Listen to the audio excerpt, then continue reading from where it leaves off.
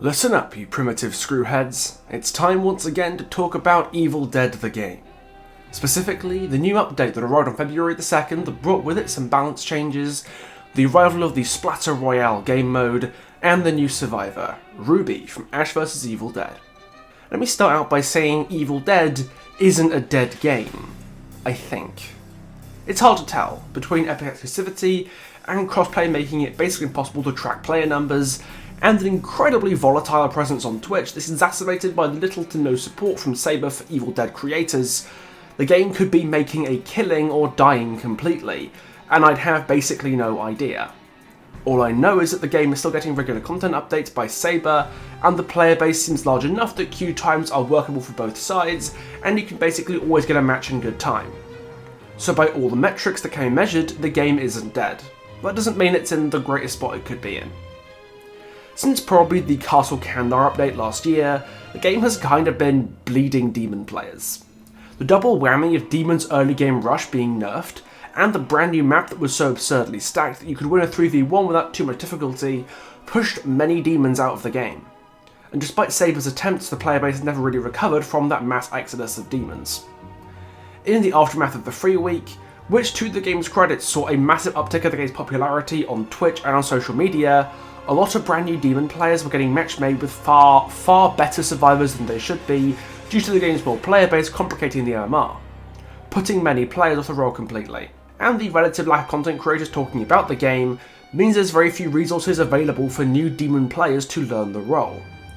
This has always been Evil Dead's biggest hurdle to overcome, because survivor gameplay is, and always has been, a fucking blast.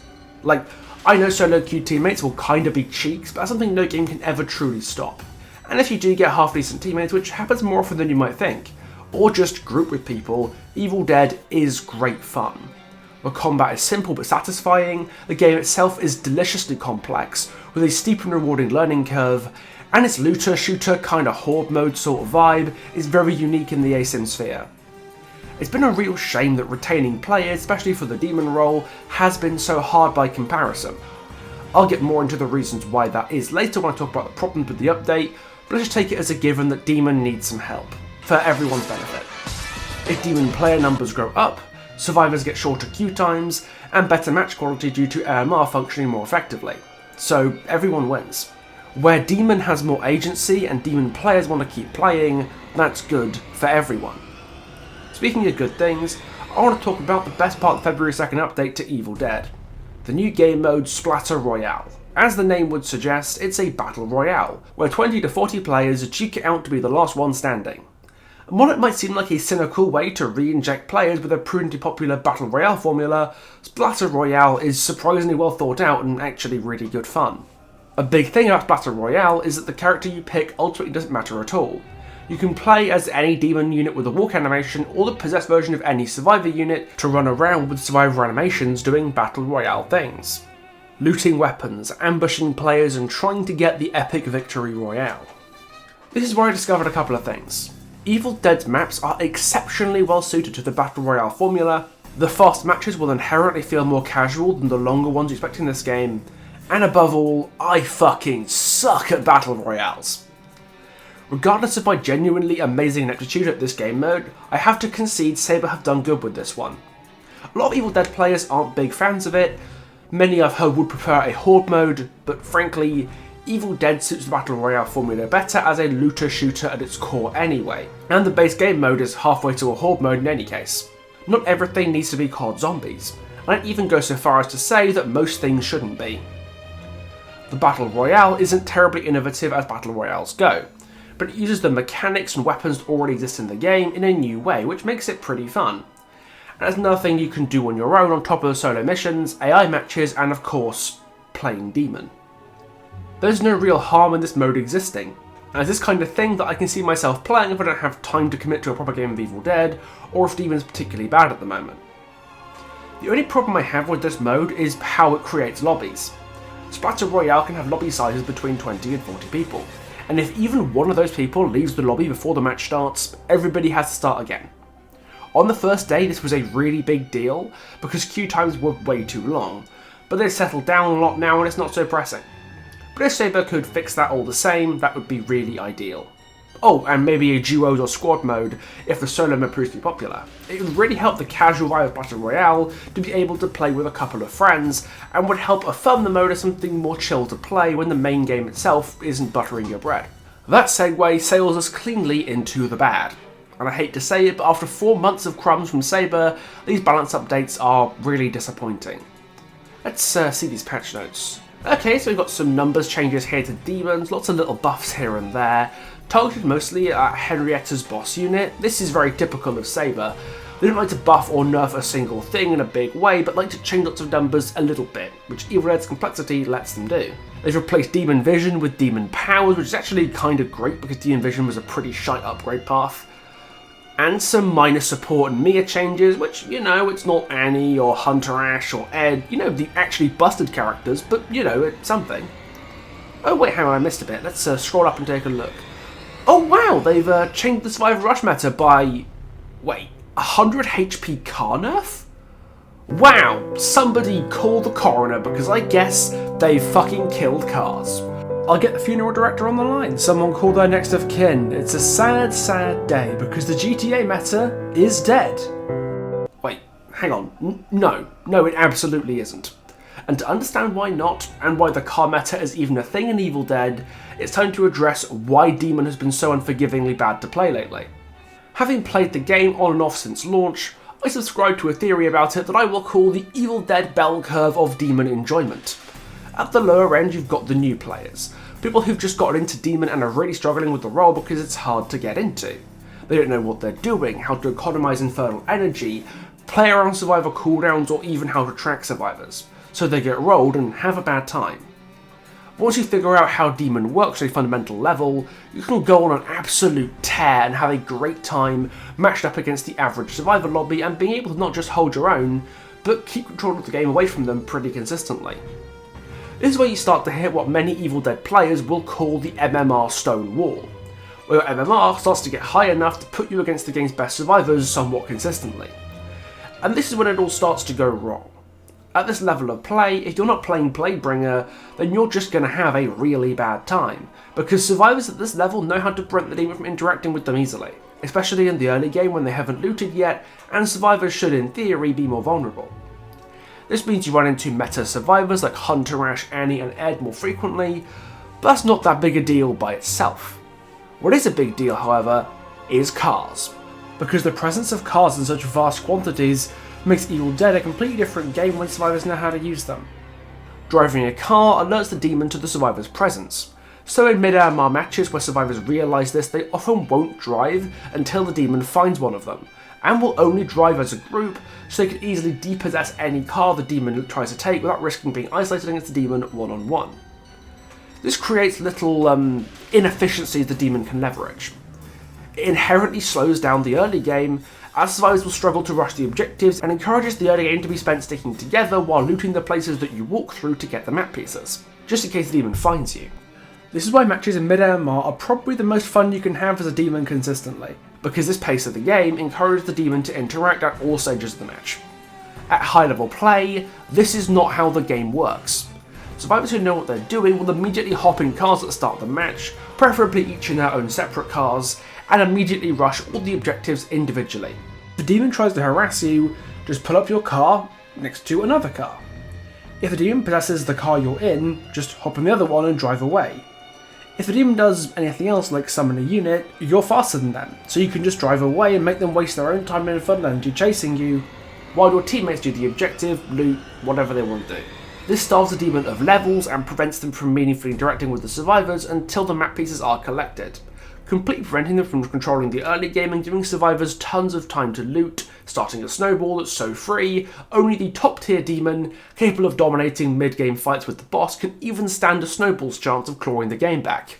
This is a problem caused by cars, and to a lesser extent railings that survivors can vault but Deadites can't, meaning some buildings are effectively old DBD style infinites, but they're much more conditional, so it's mostly cars. Part of this is caused by the sheer density of cars, meaning keeping an entire convoy together is easy, even if the demon spends ages flipping. But a lot of it is just cars being inherently too good at taking away the demon's early game agency.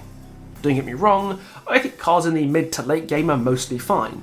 There's probably still too many of them, but The fact that the demon knows where the survivors are going to go at that point means setting up units in advance at the objective or intercepting them en route becomes much more feasible. Hell, I'd say cars are pretty much necessary on the final trek to the Dark Ones. The encroaching storm means you need to move quickly, and the lack of cars can let the demons stagger members of the group individually and get them stuck in the storm if second objective happened to be where the storm started. It should be clear by now that the availability and safety of cars is the biggest problem Evil Dead has at the moment, and Saber's response to it by nerfing their health by 7% is, needless to say, pretty pathetic. Like, if anything, this punishes the group use of cars by regular players far more than the skilled players who go off on their own, because the group is more likely to attack a car that gets possessed and therefore risk breaking it to get back into it and keep using it, while a solo survivor is just going to abandon it for another car. To put this bluntly, this ain't fixing shit. And if your goal is to retain long-term demon players, this is not how you do it. Consider instead the following. Reduce car spawns by about 15% on Castle Kandar and about 20% on all the other maps, and give all cars the spawn rules that Castle Kandar cars have, where they only spawn when survivors approach the spawn point, so demons can't just proof-up them all. However, cars should not spawn by any means until all the map pieces have been collected. Since the demon doesn't know off the bat where the map pieces are, and only one survivor is needed to claim a map piece in the first place, meaning the group isn't punished by splitting up if there's a safety of cars available, there's really nothing healthy that cars add to the early game of Evil Dead, so I don't see why survivors should have access to them. If you take them away until the dagger and pages spawn, it forces otherwise confident players who would drive off on their own to either stay with the group, loot, and in general take the game slower, giving the demon the time and means to exert pressure, or take a massive risk wandering the woods on their own while under-equipped.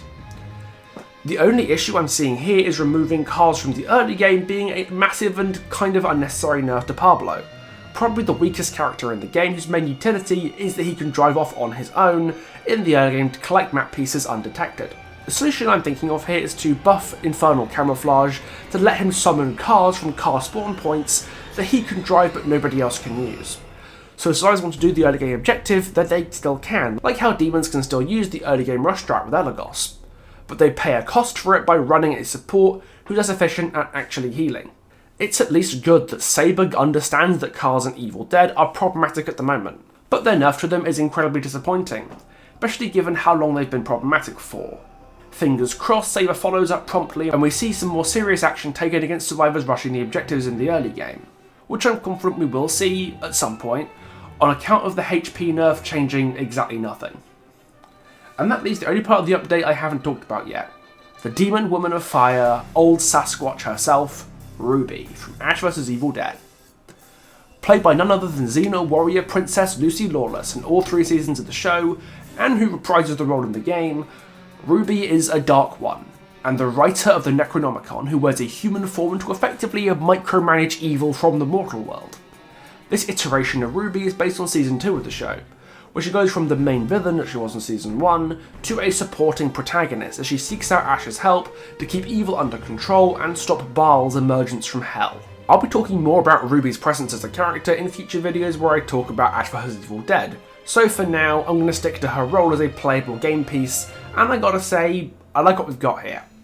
Similar to the Blacksmith, Ruby's a character with her own unique interesting attributes that form both upsides and downsides, creating the ability to use amulets for the means to heal herself and deal damage by consuming the souls of those she kills.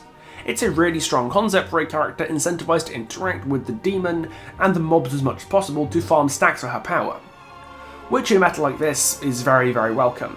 But Ruby is not without her issues, one of the bigger ones being her extreme bugginess that makes her intended power level very hard to evaluate. Right now, leaders collectively are bugged so that the damage boosting auras they provide to their own team become permanent and stack, similar to the soda pop bug that they had when David was released.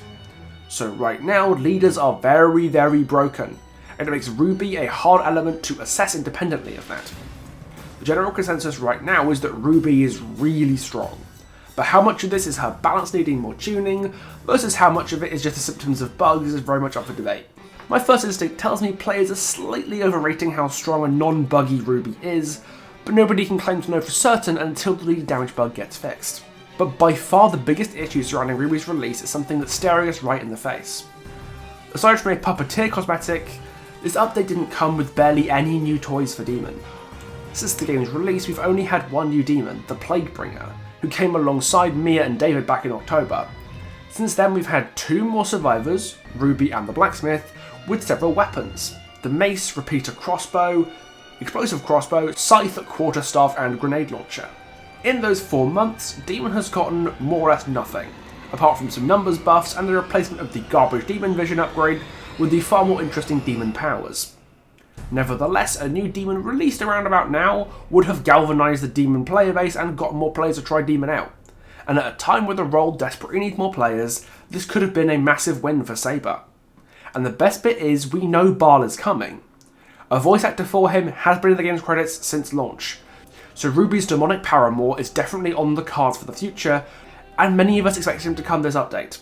But sadly, he didn't, leaving us with the same 4 demons we've had for almost half this game's entire lifetime so far now. Demon is on life support right now, and Saber and the player base both know it, and know the stakes for if Demon player counts drop even more steeply. If nobody's playing Demon, Survivor queues will get so long that sooner or later nobody will be playing Survivor either.